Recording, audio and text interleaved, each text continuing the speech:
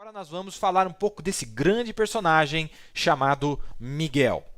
Ora, nós teremos que recorrer ao livro de Daniel, pois o livro de Daniel retrata dois grandes arcanjos, não é? Fala de Gabriel no capítulo 9 e fala de Miguel no capítulo 10. Fala de dois anjos. Daniel, um profeta, viu dois anjos. Ele viu Gabriel e ele viu a Miguel. Um profeta chamado Daniel viu esses dois arcanjos e viu eles, realmente os viu, teve experiência com esses dois arcanjos. No capítulo 9 de Daniel, você vê Gabriel vindo a Daniel. No capítulo 10, nós vemos Miguel sendo citado. Então, é impossível falarmos desse assunto sem passarmos por Daniel capítulo 10. Dá uma olhada aqui no capítulo 10. Ele está falando da experiência que ele teve no capítulo 10. E eis que uma mão me tocou, não é? Deixa eu ver aqui. Eis que uma mão me tocou e fez que me movesse sobre os meus joelhos e sobre as palmas das minhas mãos, não é? E me disse, Daniel, homem muito amado, está atento às palavras que eu vou te dizer? Esteja atento às palavras que te vou dizer e levanta-te sobre os teus pés. Porque eis que te sou enviado, e falando ele comigo, esta palavra eu estava tremendo. Então me disse, não temas, Daniel, porque desde o primeiro dia em que aplicaste o teu coração a compreender e a humilhar-te perante o teu Deus, são ouvidas as tuas palavras, e eu vim por causa das tuas palavras. Mas o príncipe do reino da Pérsia se pôs defronte de mim 21 dias, e eis que Miguel, um dos principais ou dos mais importantes príncipes, estou pegando da King James, um dos principais ou dos mais importantes príncipes veio para me ajudar. E eu fiquei ali com os reis da Pérsia. Agora, vim para fazer-te entender o que há de acontecer ao teu povo nos derradeiros dias, porque a visão é ainda para muitos dias. E falando ele comigo essas palavras, abaixei o meu rosto e emudeci. E eis que uma como a semelhança dos filhos dos homens me tocou aos lábios. Então abri a minha boca e falei e disse àquele que estava diante de mim, Senhor meu, por causa da visão, sobrevieram-me dores, e não me ficou força alguma. Como, pois, pode o teu servo, o servo de meu senhor, falar com o meu senhor? Quer dizer, como posso eu falar contigo? Que condição que eu tenho de falar contigo? Porque quanto a mim, desde agora não resta força em mim, e não ficou em mim fôlego. E uma como semelhança de um homem me tocou outra vez e me confortou. E disse, não temas, homem muito amado, paz seja contigo. Anima-te, sim, anima-te. E falando ele comigo, esforcei-me e disse, fala, meu senhor, porque me confortaste. E disse, sabes por que eu vim a ti? Eu tornarei a pelejar contra o príncipe dos persas, e saindo eu, eis que virá o príncipe da Grécia. Mas eu te declararei o que está escrito na escritura da verdade, e ninguém há que se esforce comigo contra aqueles, a não ser Miguel, o vosso príncipe, o teu príncipe, Daniel. Agora, olha que rica é esta escritura, que rico é este capítulo 10 do livro de Daniel. Sabe por quê? Nós poderíamos gastar muito tempo, mas eu quero simplificar para vocês. Mas esse capítulo é muito rico, ele revela muita coisa do reino de Deus. Olha que coisa interessante. Ele disse assim, olha, eu queria vir a ti, desde que orou da primeira vez, mas o príncipe da Pérsia. Olha que interessante. Ele diz para nós que um governo terreno era o diabo que estava lhe opondo. Vocês entenderam? Um governo terreno era o diabo que estava lhe opondo. Quer dizer, o diabo, Lúcifer, estava usando um homem, um ser humano, para fazer oposição contra Daniel. Vocês entendem? O embate estava acontecendo na terra, e ao mesmo tempo que acontecia na terra, usando os seres humanos, este anjo veio para revelar isso para Daniel.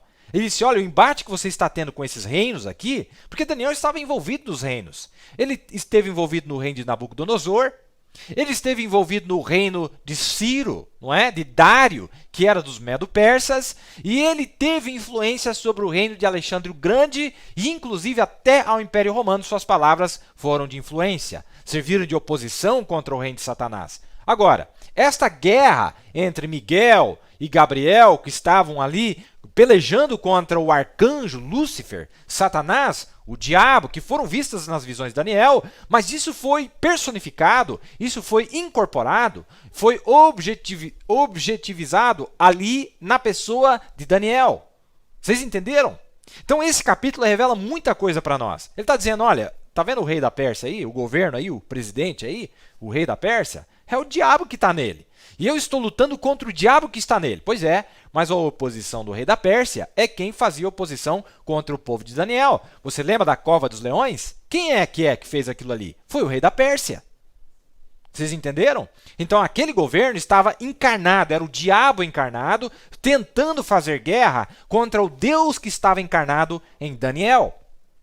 As hostes celestes manifestadas em seres humanos, como nós vimos aqui, é perfeito.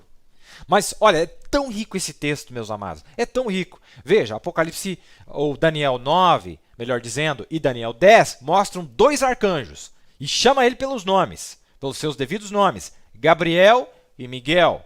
Mas é uma guerra que, ao mesmo tempo que ela é angelical, mas ela era um combate, uma batalha que estava tomando lugar aqui na Terra, fisicamente, literalmente, em peles humanas. E estava se tornando uma guerra física, a tal ponto que Daniel estava sofrendo uma perseguição física, literal, na cova dos leões, na fornalha ardente. Quem era que estava fazendo aquilo contra o povo de Deus? Sadraque, Mesaque e Abednego. Era o diabo, era Lúcifer. Vocês entendem? Então, essas hostes celestes, esses principados, esses príncipes, essas hordes celestiais, elas se encarnam em seres humanos. Mas um anjo, um arcanjo pode usar um ser humano? Um arcanjo pode se encarnar num ser humano? Vamos ver o que o profeta diz. Olha que coisa bonita aqui, ó. Para fechar o que nós estamos dizendo. Depois vamos discorrer aqui, vamos bem, tá bem gostosinho aqui, né? Olha lá, ó. Sabemos que Paulo tinha o Espírito Santo. Olha essa citação aqui. Vocês creem nisso? Bem, quando ele esteve 14 dias e noites sobre o mar, sem nada de lua ou de estrelas, estava tudo escuro, e quando ele desceu para a plataforma da popa para orar, ele voltou e disse aos homens: tendes bom ânimo, pois o anjo de Deus, do qual sou servo, veio a mim na noite passada e disse: não temais, Paulo. Está certo isso aí?